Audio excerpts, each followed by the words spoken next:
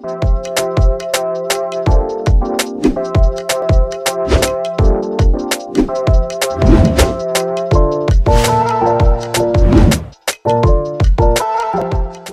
chers téléspectateurs et bienvenue dans votre émission FM Sport, une émission d'actualité, d'analyse ainsi que de l'opinion que ensemble nous allons décortiquer ce qui se passe dans le monde du sport au Congo-Brazzaville. Sur ce plateau, nous allons échanger autour de la participation des Diables Rouges du Congo au CHAN, championnat d'Afrique des Nations spécialement dédié aux locaux. Cela va se dérouler du 13 janvier au 4 février en Algérie.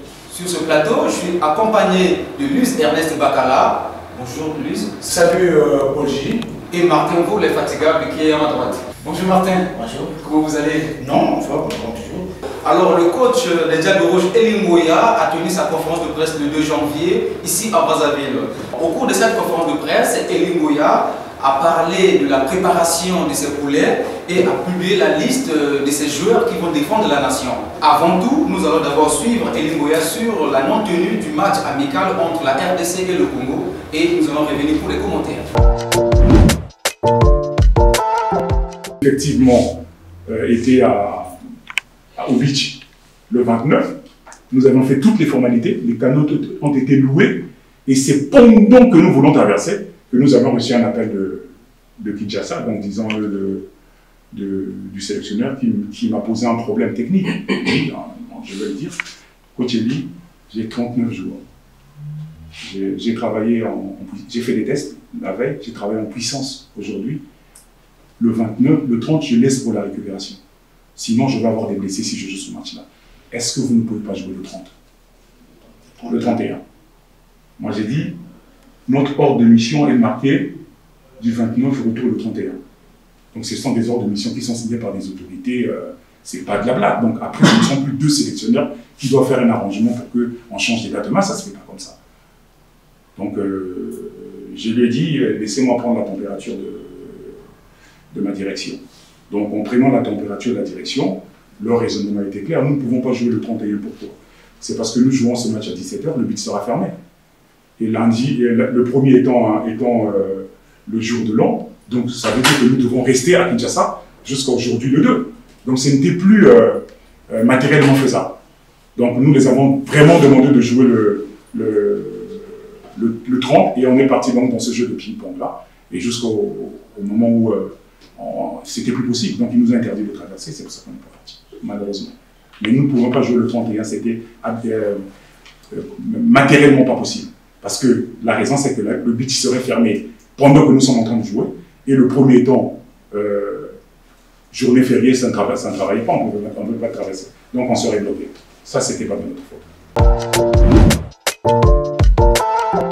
Vous avez bel et bien compris pourquoi il n'y a pas eu cette rencontre amicale entre la RDC et le Congo. À présent, nous allons suivre la liste des joueurs qui vont participer à cette compétition. Sur les 7 défenseurs, il n'y a que 3 latéraux, apparemment. 2 dirais-je. Faria à droite et Malonga à gauche. L'avantage de cette organisation, c'est quoi? C'est qu'on a Malonga Bérol qui peut jouer défenseur central et en même temps latéral, à droite. Bemba plutôt. Donc il peut jouer défenseur central et en même temps latéral à droite. Imaginons que Malonga se blesse, je ne souhaite pas. C'est le seul latéral gauche qu'on a. Tranquillement, je sortirai Malonga, je passerai Faria à droite, Faria à gauche, et Bemba Bérol occuperait le couloir droit. Il a joué là et en Coupe d'Afrique, et en U23, et en sélection, il va être à l'aise. En défense centrale, j'ai Bakwa, j'ai Ndongo Julfin, j'ai Lessomo, j'ai en plus de ça, Mambouli Arnovi, qui peut jouer à tous les postes de la défense. Lui, c'est l'homme du sale boulot. Vous lui demandez d'être à droite, il va jouer à droite. Vous demandez d'être à gauche, il va jouer partout. C'est le jeune défenseur central que vous avez vu en U20 là. Voilà. Quand vous arrivez au milieu du terrain, nous avons retenu 5 milieux du terrain. C'est parce qu'on a une façon on veut se projeter vers l'offensive.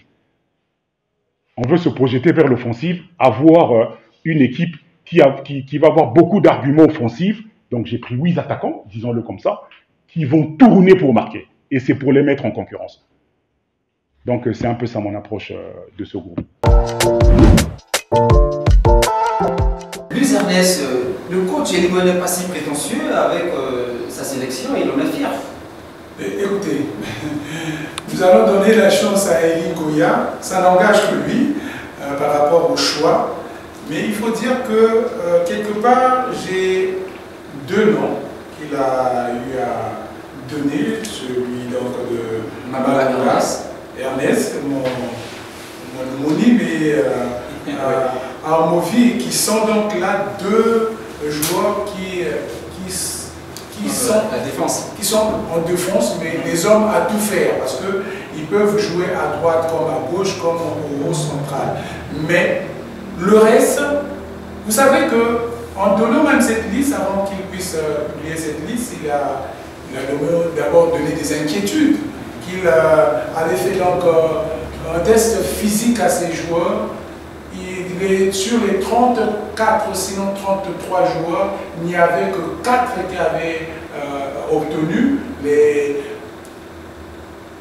le pourcentage technique de ce test. Donc, quelque part, je ne sais pas par quel miracle qu'il a eu à faire pour avoir ces 28 joueurs, sinon les 30 joueurs qu'il a maintenant dans ses mains. Mais nous laissons donc cette chance-là et puis à lui de regarder et de faire la fierté du Congo. En tout cas, c'est sa liste et c'est lui l'unique responsable. Martin Mvou, il martèle sur les hommes à tout faire. Il y a Armovi, Mombouli, qui est de l'Interclub d'ailleurs, et Ernest Malonga de Diable Noir. Alors, dans cette défense-là, vous pensez que ça va aller, surtout qu'on a un vétéran, on peut dire qu'il n'est pas de cette sélection-là. Bon, mais écoutez, ça va aller ou ça ne va pas aller, c'est celui qui va répondre en tant que technicien.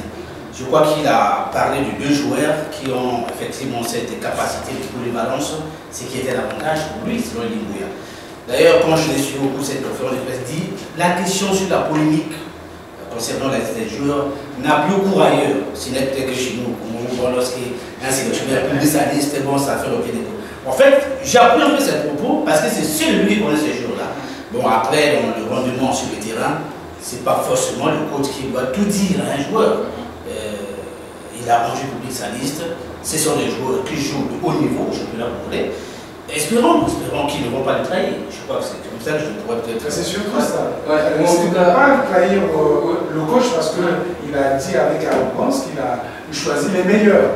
Et il faudra les prouver également. Mais parmi ces meilleurs défensivement parlant, je vois qu'il n'y a pas Ito à Béranger, qui est d'abord un des gros calibres dans cette équipe. C'est un cadre de l'équipe nationale, c'est vrai, mais il a donné les raisons que Béranger n'a pas obtenu ce qu'il voulait.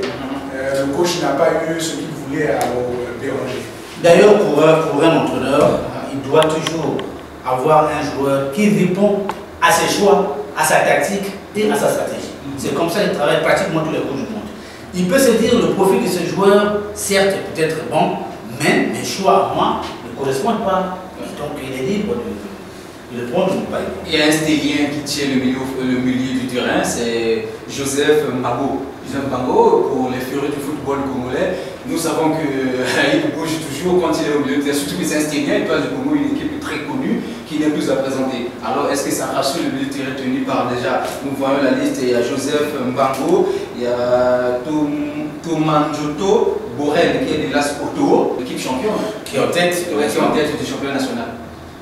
Bon, écoutez, sa prestation contre Diable Noir peut rassurer. J'ai vu ce jeu de garçon pendant ce match-là, il était quand même, je ne dirais pas éblouissant, mais il a quand même joué son rôle.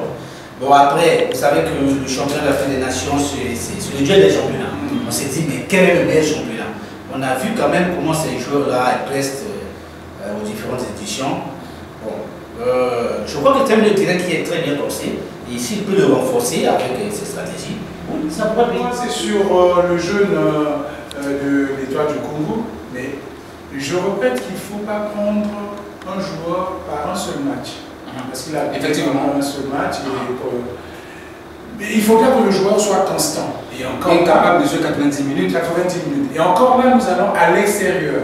Ici, certainement que, ici connaissent tous les joueurs. Et quand on va à l'extérieur, on ne s'y connaît pas ce que les autres vont peut-être donner comme tactique et physique. Mais il faudra, comme l'a dit le coach, compter certainement sur ces joueurs afin que nous puissions certainement avoir quelque chose de bon. On attaque, on a un Kader Bitimou, quand même très percutant, qui est en forme d'ailleurs. Certes, il a de l'expérience pour jouer les 90 minutes, mais le choix de Kader Bitimou, on a quand même un jeune qui marque des buts de tête, hein, il ne manque pas, c'est quand il y a des centres, il y a tout. Je reste nommé.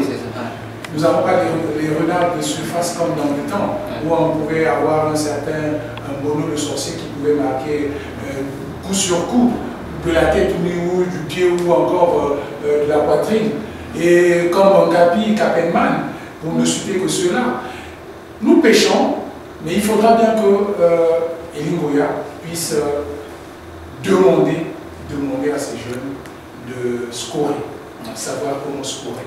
Parce que la meilleure défense, c'est l'attaque. Ouais. Parlons de scorer, nous avons notre problème de finition. Les jeunes, c'est bien, on a beaucoup d'actions, mais peu vont dans le cadre. Je pense qu'il avait reconnu cette faiblesse lors de la conférence de presse du match contre la RCA. Parce que je vais rappeler que contre la RCA, on a joué, on a aller-retour, on a encaissé 2 buts, on en a marqué 2. Alors, ce qui est une performance assez faible. Donc, Kader Boudjimbo, pour insister sur lui, c'est un joueur qui tente avec sa fin, on l'appuie pour son expérience, mais combien de temps il va jouer sur le terrain? Parce que c'est ça le problème. On peut l'aligner, par exemple, dans le 11 de départ, il va rester pendant 45 minutes, on n'a pas marqué, et bien la seconde partie sera difficile pour nous, si on n'a pas effectivement un attaquant de la taille du Kader Boudjimbo, parce que là on compte sur du Gracia du Diakoumar, qui n'a pas encore joué de grande compétition, ça il faut le rappeler. Donc, ça sera un peu difficile pour le coach parce que, comme il a reconnu des joueurs congolais, il ne marque pas assez. Mais pourquoi il ne marque pas assez? C'est là aussi le problème. Est-ce qu'on travaille suffisamment ces attaquants? Est-ce que ces attaquants aussi ont le sens du but? Parce que c'est là aussi une compétition comme le Chan. Évidemment, c'est une vitrine. Donc, tu dois jouer pour bien t'illustrer, tu dois jouer pour attirer et effectivement les recruter. Mais si vous allez à une telle compétition, avec des ambitions un peu mesurées, on n'a pas donner le charme. Ça, c'est pas dit d'un coach, je vais répondre là-dessus. C'est pas dit d'un coach. Ça, on ne va pas pour accompagner les autres quand même. Non, mais pourquoi? Le Congo est un grand pays. C'est comme Pierre de Coubertin disait, l'essentiel est de participer et notre gagner, mais au football, ce n'est plus le cas. Cette devise est révolue. Ce n'est plus le cas. La devise est révolue. Nous ne sommes plus à cette époque de Coubertin. Maintenant, on va c'est pour jouer et gagner. On va c'est pour jouer et gagner. Sinon, comment comprendre que le Congo va reverser de l'argent pour que cette équipe aille jouer et revienne dans les préludes? Et d'ailleurs, la question lui a été posée.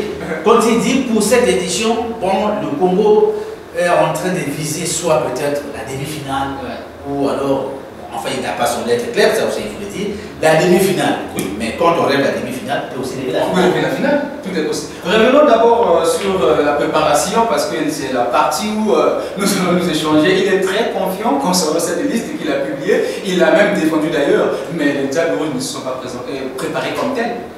Ben, c'est là où encore est le grand problème de préparation, parce qu'il y a eu, nous avons joué les éliminatoires sur place ici, mais après les éliminatoires, nous sommes allés dormir dans nos logis.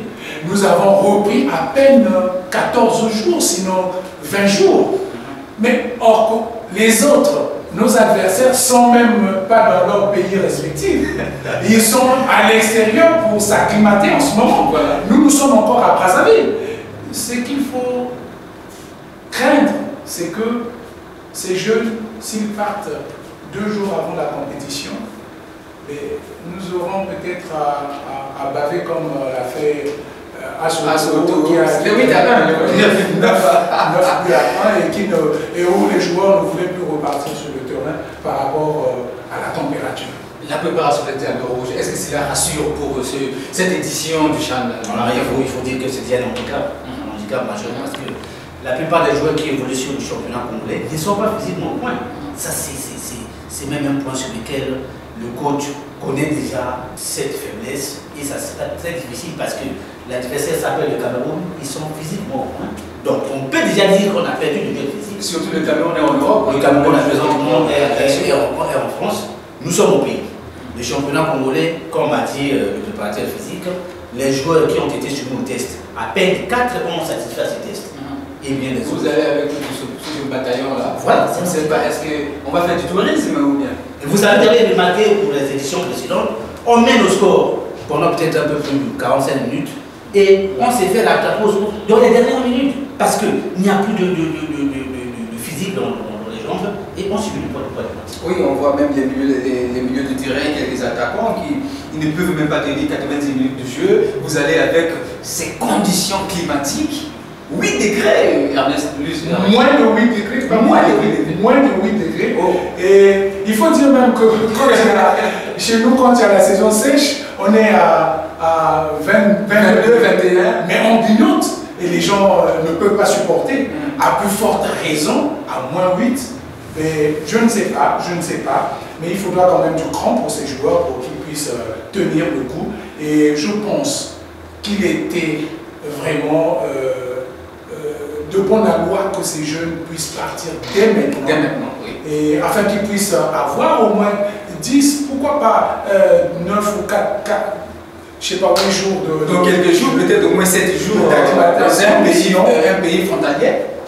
Ça Un pays risque voisin, d'être la Tunisie.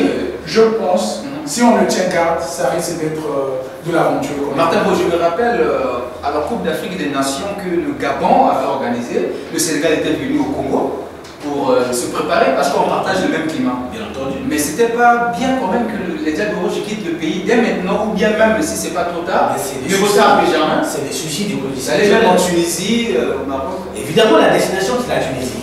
Le temps de s'acclimater pendant au moins un peu plus de 2 semaines. Mais ça sera plus possible parce que les ennuis financiers sont des signes qui pourront faire que ce programme ne soit pas réalisé. Et s'il n'est pas réalisé, je prédis que le Congo va faire vraiment de la fédération. Face à cet imbroglio, est-ce qu'on peut espérer que les Diables Rouges sortiront même de poule? Bon, c'est la grande C'est un question. bout de la mort. Il a répondu le coach. C'est la grande question. Parce que même le coach lui-même est conscient de ce que ils sont dans un groupe de la mort, il faut dire. Parce que là, quand vous avez le Cameroun en face de vous, vous avez, même si la RCA, nous avons battu la RCA ici, mais ils sont allés se préparer. Et eux, quand ils sont rentrés, ils n'ont pas été comme nous.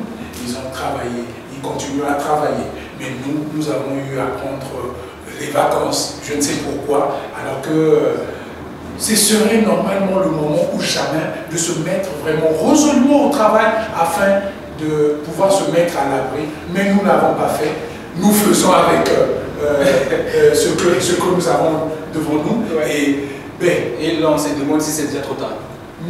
Bon, trop tard. Du point de vue calendrier, oui. C'est trop tard, mais il il faut dire toujours, il faut dire l'impossible n'est pas congolais. L'impossible n'est pas congolais, mais le football aujourd'hui, il y a des statistiques qui nous montrent plus jamais. Vous savez, nous sommes un pays béni de Dieu. Avec tout ce qui se passe, vous verrez que parfois, ceux qui sont allés se préparer ailleurs, et quand ils viendront, ils ne seront pas à mesure de battre le Congo. Voilà pourquoi je dis, le Congo c'est un pays béni de Dieu. Mais voyons voir. En tout cas, c'est un esprit patriotique, là c'est même plus en bas des statistiques. Moi, je ne suis pas dans ces considérations quelque peu mystiques ou bizarres. Moi, je vois le football comme étant une discipline scientifiquement définie et bien réfléchie. Oui, le Congo pays du football, il y a peut-être des talents naturels, mais qui s'expriment comment et dans quelles conditions? C'est ça le problème. Nous avons participé à 4 éditions, c'est ça? 4 éditions. Oui, 4 éditions. Et le seul grand espoir, c'est le quart de finale qu'on a obtenu au Maroc. C'est qui moi? 2 quarts de finale. Donc, déjà 2 quarts de finale. Bon, je dis que le bilan comptable n'est pas aussi réduisant que ça. Donc, nous devrions encore doubler plus d'efforts parce que c'est une compétition réservée aux joueurs locaux. Donc, la RDC a déjà ses 2 titres en couche. La Libye, je crois le Maroc. Mais nous devons également inscrire notre nom sur le. Surtout qu'ils ont dit que bon, on ne nous demandait pas de gagner le champ. Et puis le problème des prémis. Les joueurs sont bel et bien sélectionnés, certes, mais est-ce qu'ils sont satisfaits non seulement de porter la tunique congolaise, mais aussi de recevoir au moins quelque chose de leur dur labeur? Alors sur cette question, nous allons écouter Lingouya pour revenir. Ça, c'est la question qui fâche. Logiquement, dans mon rôle en tant que sélectionneur, c'est pas à moi de gérer tout ce qui est prime, machin et tout. Déjà, par rapport au temps qui nous est imparti, on voit bien que le public congolais est très attentif et attend beaucoup de cette équipe du CHAN. J'ai besoin des joueurs avec une certaine mentalité et un certain comportement. Donc, les gens qui viennent pleurer les primes là, je ne suis pas un entraîneur qui revendique les primes. Je ne vous parle même pas de ma situation personnelle. Donc, ceux qui viennent avec nous, pas besoin des flemmards. Il faut faire le boulot. C'est à l'État de penser qu'ils doivent donner les primes. Et je suis certain que si nous mouillons le maillot, que nous travaillons comme il faut, ils donneront leurs primes. Ça ne sert à rien de faire des grèves ou des revendications. De toute façon, pas question dans ce groupe-là de faire ce genre de trucs-là. Mais c'est à l'État de savoir qu'il faut accompagner et motiver. Et il faut que l'État prenne ses responsabilités.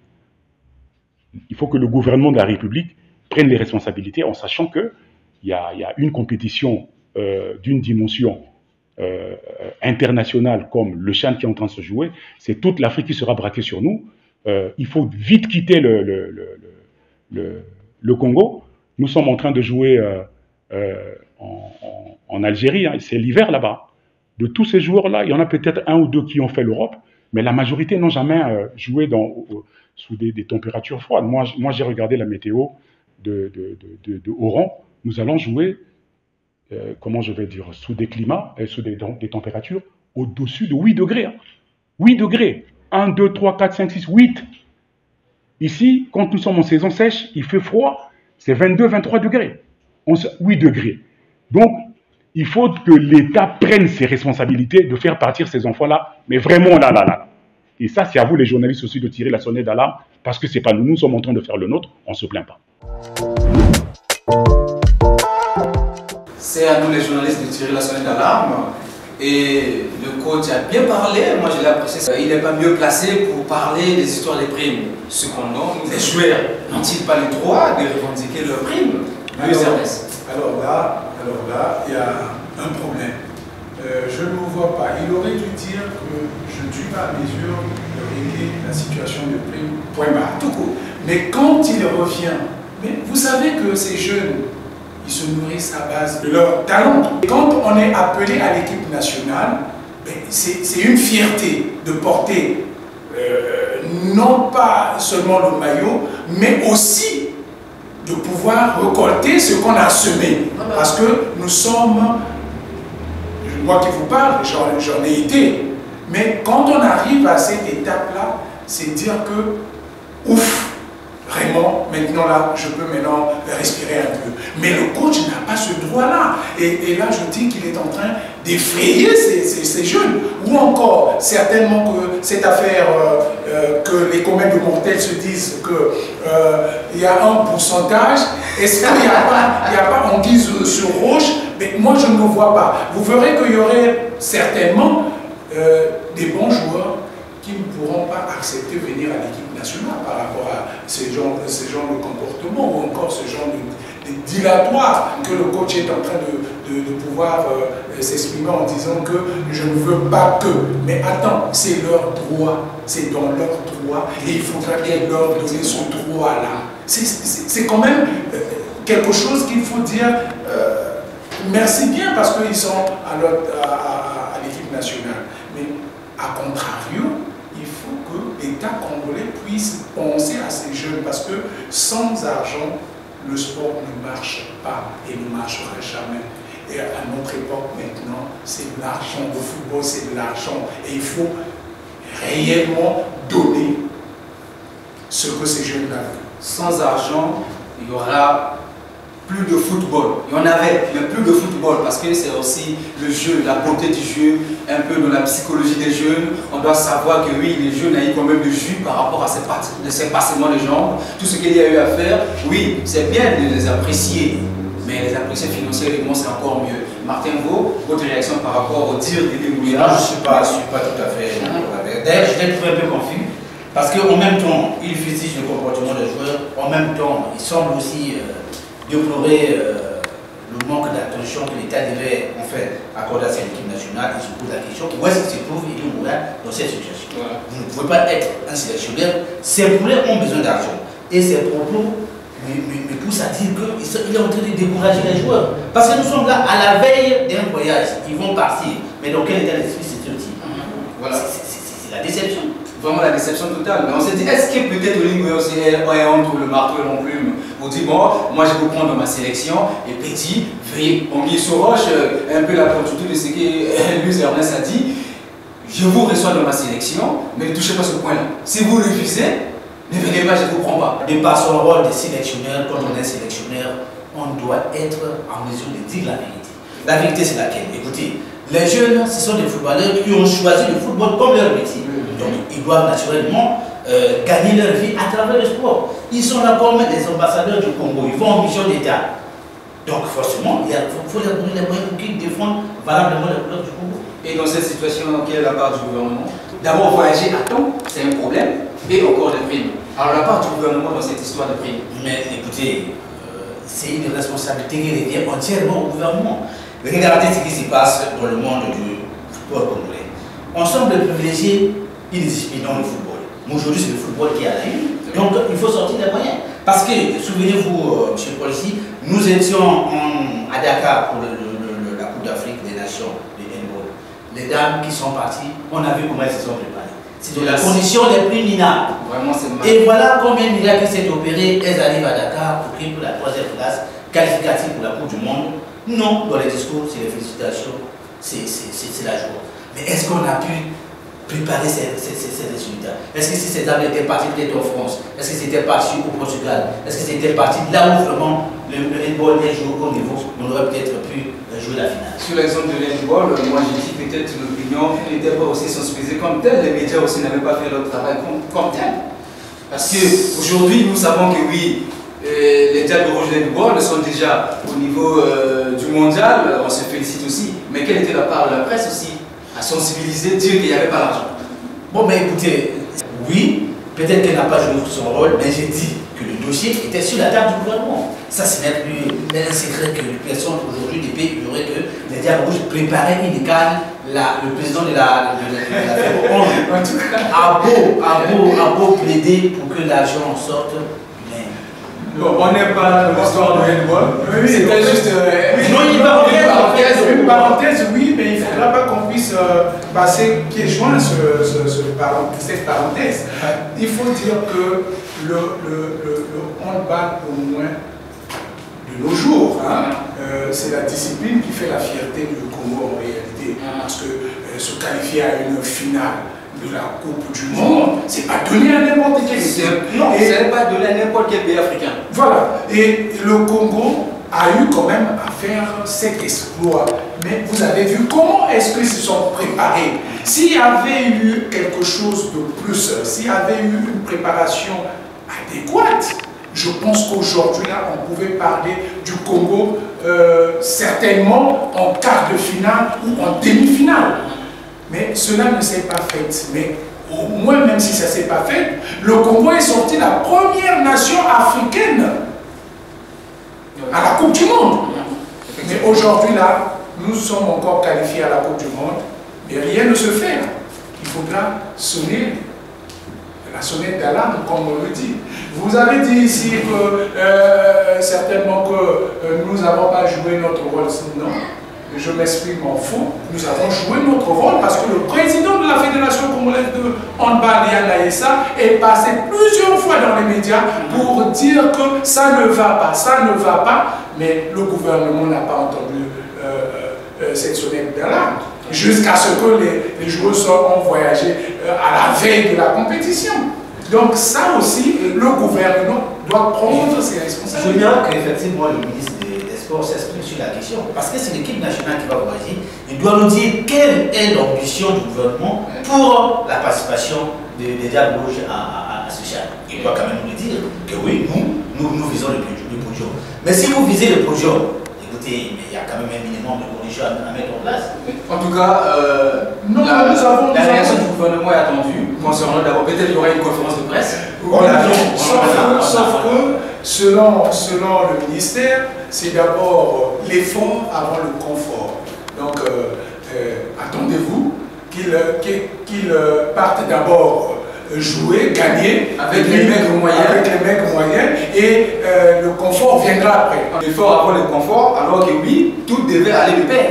L'effort, c'était déjà la préparation. On a obtenu la qualification. Oui, on a obtenu la qualification, c'était déjà l'effort. Revenons au football. Dans les propos de Lingoya, il a souligné, il a dit noir sur blanc, sous d'autres cieux, le budget alloué rien qu'au football.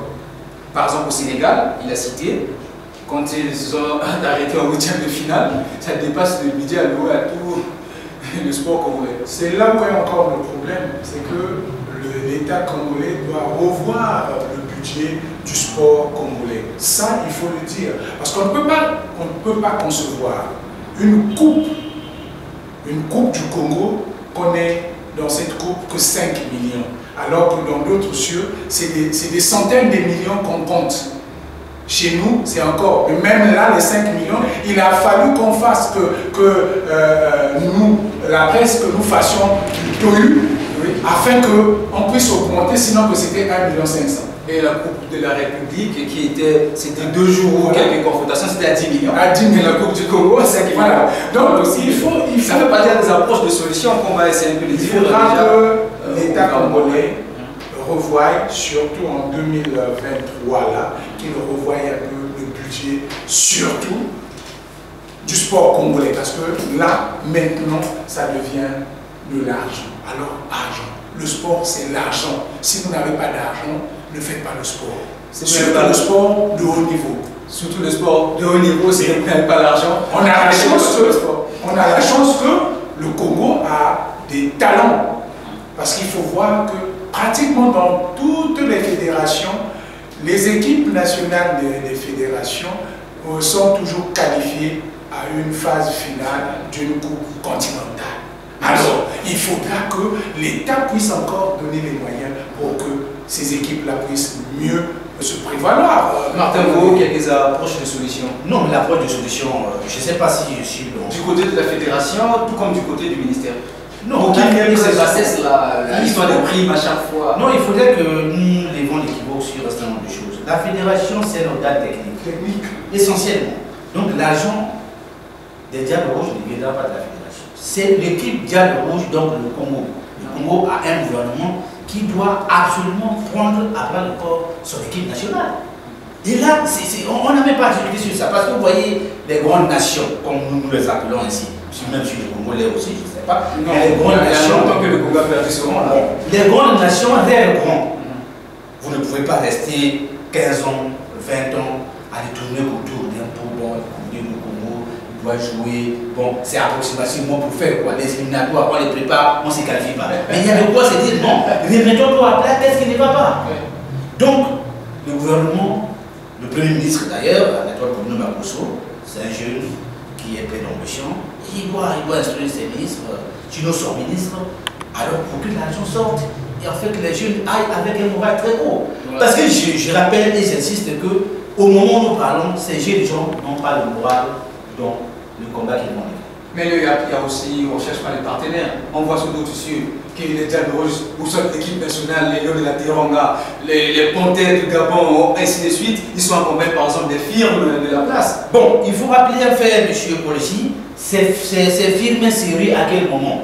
Lorsque vous êtes qualifié par exemple pour une phase finale de la Coupe du Monde, les partenaires sont obligés de venir s'accrocher pour leur bonne image et pour vous financer. Mais vous ne faites aucun progrès. Quel est ce partenaire qui va gaspiller son argent? Peut-être c'est aussi l'esprit du ministère, il dit bon, il y a longtemps vous faites sur place, est-ce que c'est un clan d'amis, vous ne faites absolument rien, vous ne savez pas que je vous finance. Mais c'est partagé. Ouais. C'est partagé parce qu'il faut voir le froid et le chaud. Parce que quand le ministère le dit, c'est qu'il a anguille sur rouge. Parce qu'on ne peut pas comprendre qu'une fédération, prenons n'importe quelle fédération, ou encore la fédération phare qui est le football, puisse être là rien que à voyager, à faire voyager l'équipe nationale, les voyages, mais on ne prépare pas en amont. Parce qu'ici, il faut d'abord préparer les équipes. En quoi faisons? Mais vous avez un championnat. Nous allons revenir toujours. La qualité du championnat. Et voilà, le championnat reste à désirer. Et même le public a fui les stades. Vous verrez un classico comme celui de Diable Noir et toi qui, avant, nous voyons le stade Alphonse Massamba Débat dès 10 h plein comme un œuf. Aujourd'hui, vous verrez que jusqu'à la mi-temps, vous n'avez à peine peut-être une quarantaine de supporters. Où sont partis ces supporters? Pourquoi ils ont fui le stade? Tout ça, c'est des questions qu'il faut se poser. C'est parce que le championnat n'est pas à crayon. Le championnat n'est pas celui dont on veut. Et les supporters préfèrent même aller voir le match à la télé que de venir voir le match au stade. Qui a 6 matchs à voilà, il y a en plus ces slogans. Sur cette question, j'aimerais quand même que nous précisons les choses. La qualité des spectacles, aujourd'hui, ce n'est peut-être pas la fédération qui doit produire ces spectacles sur le terrain, sur l'air de jeu. Il y a des clubs et la qualité des athlètes qui le produisent. Ça, c'est dans un premier temps. Dans un deuxième temps, on dit que ce championnat n'est pas médiatisé et donc aucun partenaire ne peut venir comme ça dans ce match. Voilà. C'est là la clé aussi. Un partenaire ne peut pas venir là où il n'y a pas la visibilité quand même. Mais c'est aussi la clé parce que de nos temps, c'est la communication qui règle tout. De nos temps. Même avant d'ailleurs, parce qu'on a eu des championnats en 80, les années 80, 90, mais vous pouvez avoir déjà un classement d'une équipe, du gardien jusqu'au numéro 11. Mais aujourd'hui là, on peut connaître qui joue à quel poste ou dans quelle équipe. On confond parfois les joueurs.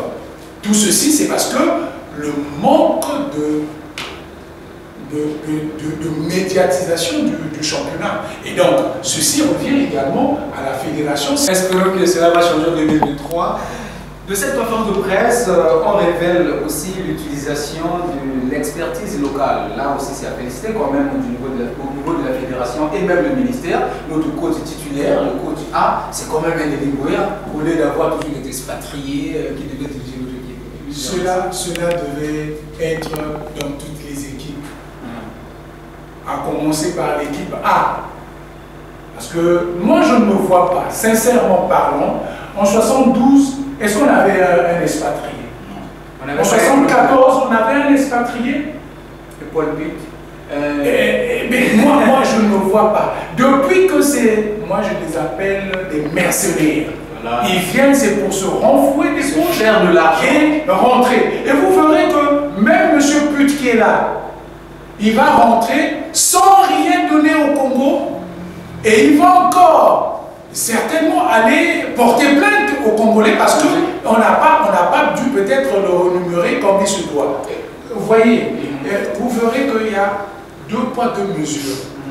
Quand il y a un Congolais à la tête de l'équipe nationale, on ne paye pas les 20 ou 30 millions par mois.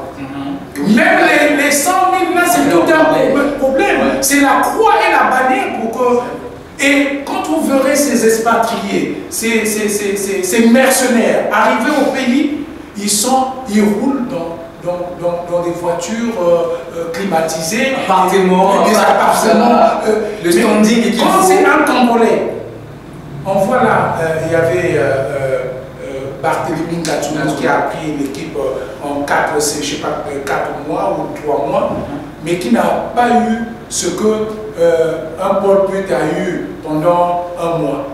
Même pas. Alors, on doit se demander, qu'est-ce qu'on veut alors?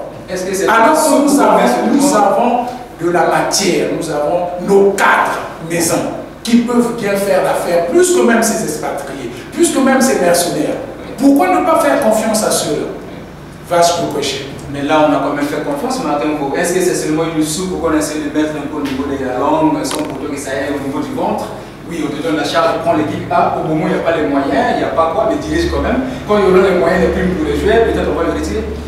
Non, je pense que c'est un réel problème. Et quand nous parlons d'expertise locale, nous devons d'abord nous inspirer des autres. Parce qu'en fait, pour progresser, il faut s'inspirer des autres. À côté, c'est Florent Bengue qui a donné, je crois, un chan et Moutoubli Santos. Tous sont les filles de ce pays. Pourquoi le Congo ne fait pas valoriser ces gaz? C'est un réel problème. Regarde Sébastien Migné. Aujourd'hui, il est second au Cameroun. Donc il est derrière le gouvernement. Mais écoutez, c'est des exemples que nous devons quand même, à ce moment, copier pour voir si réellement les nôtres aussi valent quelque chose. C'est une manière de vendre aussi local. Voilà, c'est le cas. Mais il a même dit, Elie Ngoya, que c'est la cinquantaine révolue et prenez les cadres comme les Tchoulé, Donga, tout cela, il y a même les Morino, on appelle Morino, et ainsi de suite, Belleville, coach Belleville. Mais il y a des jeunes de la crème qui arrivent. Mais est-ce que au niveau du Congo, au niveau de la fédération, on ne peut pas avoir des stratégies ou bien des séminaires de formation ou bien de revenir à la source pour dire est-ce qu'aujourd'hui on peut, telle initiative est déjà partie comme ça avec Elie Ngoya, qu'on donne la chance aux autres pour dire bon, nous cette fois-ci on prend l'engagement, ce n'est que maintenant l'expertise locale qu'on va utiliser. Non, je veux prendre un exemple. Nous avons eu en 92, je pense bien, l'année 90-92 jusqu'à 93, un coach qu'on appelait Mémi. David Mémi. Mais vous avez vu ce qu'il avait fait? Il restait, s'il n'y avait pas un problème dans notre pays, s'il n'y avait pas ce problème de la guerre fratricide qu'il y avait eu, je pense qu'on serait qualifié à la Coupe du Monde qui se tenait à France. Et nous avons été éliminés par l'Afrique du Sud. Ouais. Mais il a fait un travail exceptionnel. Un travail exceptionnel que jusqu'aujourd'hui même vos cadres que vous appelez de l'extérieur, les mercenaires que je les appelle, n'ont jamais fait. Nous étions à un pas de la qualification. Mais c'était un Congolais, Mémi. Mais pourquoi alors, diable, on ne peut pas faire confiance à nos cadres? Je pense que c'est le moment ou jamais. Et quand on le fait également, ceux qui sont là, et je vais tirer les nerfs donnés surtout à notre coach Elie Ngoya, qui jusque-là, je sais que vous êtes un bon, mais vous devez nous le prouver au CHAN maintenant là, parce que ce n'est pas seulement de parler, seulement de paraphraser. Nous voulons de l'acte, de l'action. Nous voulons les résultats. Nous voulons les résultats. On vous l'a donné là, l'équipe est là. Vous cherchez l'expertise locale, voilà, prenez cela. C'est le moment ou jamais. Voilà, de prouver et rester contraire. Sinon, on va encore repartir avec nos mercenaires. Sinon, on va revenir avec les expatriés. Martin, vous voulez acheter? On n'a pas donné à Elie Ngoya une bonne sauce, mais plutôt un os qu'il va croquer et lorsque les gens le permettent, il va abandonner. Vous voulez dire que c'est un cadeau empoisonné? Alors absolument, parce qu'il n'y a pas de primes, il n'y a pas d'argent. Même lui-même, on parle des primes des joueurs, même lui-même il a dit non, lui n'est pas un coach qui réclame des primes. Donc ça veut dire même lui-même il est conscient qu'il n'a pas quelque chose de bon. Mais c'est là où il faut aussi dire que nous devons, on ne peut pas vouloir la chose et son contraire. Et là, nous avons un homme, une mission, mais il manque les moyens. Et Elie Ngoya peut bien faire. Et là, il est confronté aussi à un problème. On a donné la souris, mais on a tenu la queue. Donc, difficile d'avancer. Elie Ngoya, le public sportif, les furies du football congolais, parfois, s'il faut tirer à boulet rouge sur nos cadres maison, mais comprenez l'aspect financier. Même là, nous avons été aux entraînements, oui. Mais Elie Ngoya vient dans un taxi. Oh. Pendant que monsieur Claude Leroy venait avec une patronne, oui. Ou encore le monsieur Pute Paul qui arrive, il n'a pas de travail sur place. Il a un véhicule à sa charge. Mais pourquoi ne pas prendre le véhicule de Paul Pute, remettre à Elie Ngoya pour qu'il soit également transporté? Voilà, c'est aussi l'image de nos cadres, comment on traite nos cadres. Est-ce que, non seulement les ministères, non seulement la fédération, mais au niveau des feux du football, on a les présidents des ligues, les présidents des fédérations, les présidents des clubs. Ils ne peuvent pas aussi faire un don à leur poulain, à leur cas de maison. Attendez, vous allez faire don à un cas de maison. Déjà même les joueurs, vous savez comment ils sont en train de vivre là-bas? Ils sont en train de vivoter. quand ils sont le matin aux entraînements, ils restent jusqu'à, parce que maintenant c'est devenu 2 temps, ils restent jusqu'au soir sans rien manger. Mais tu vois, c'est une équipe de deuxième division. J'ai touché du bois. Qui faisait la première partie lors des entraînements et se met dans un coin de la rue en train de bloquer un morceau de pain. Non, mais c'est des choses réelles que j'ai vécues. Donc, en tout cas, il y a à manger là-dessus. Le Congo doit revoir sa politique en matière de sport. Voyez-vous parler de Paul Lebois. Vous savez, en son temps, il était payé à combien? C'est 50 millions. Et son entraîneur, Isaac Gata, c'était 500 000. C'est quand même FM Sport. Vous comprenez qu'ici, là-bas, en Europe aussi, aujourd'hui, on parle des grandes bouches. Ici, ce n'est pas les meilleures bouches, mais c'est seulement et simplement FM Sport.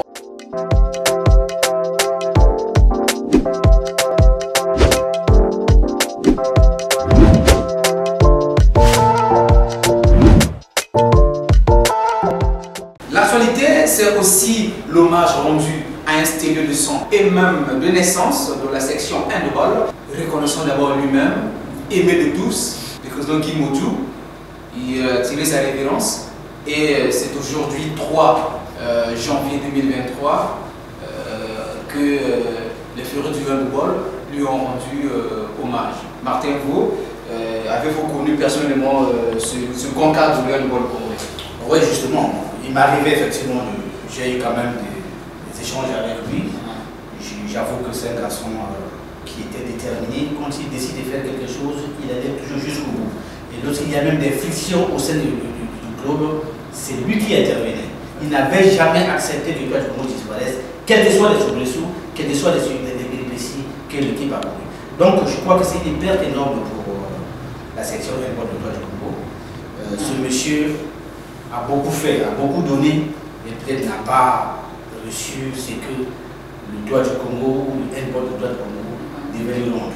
Donc sa mort a laissé un vide très complet, je l'avoue, parce que même quelques dirigeants qui l'ont connu ont témoigné que ce fut un garçon exemplaire, un garçon qui était dévoué à sa cause, il faisait son travail, même là où il prestait au beach. Vous savez qu'il a eu à perdre un certain nombre de motivations, rien que pour la peau du droit du Congo, parce qu'il ne voulait pas manquer à un seul rendez-vous du droit du Congo. Donc voilà, si on a un cadre maison. Oui, si on a cette race de dirigeants actuellement, je pense que c'est un bel exemple.